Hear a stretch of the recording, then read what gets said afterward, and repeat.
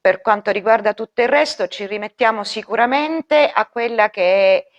la capacità dei nostri ministeri, del nostro governo, di avere riconosciute tutte le criticità che si sono maturate in 25-30 anni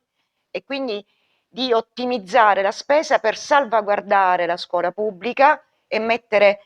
la dirigenza scolastica nelle condizioni di poter rispondere alle aspettative reali. Pertanto ci auguriamo che l'edilizia scolastica vada avanti nel modo giusto, che il numero degli studenti per classe non superi effettivamente 24 o, come hanno detto, 25, ma che in particolar modo si possa rilanciare in tempi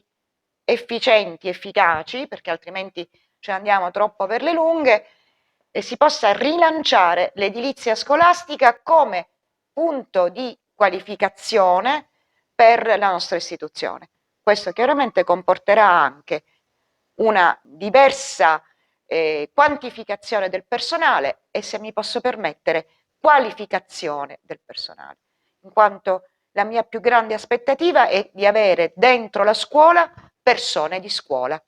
non persone prestate all'attività, ma persone che sappiano quanto sia importante oggi, non dico più di ieri, ma in modo diverso rispetto a ieri,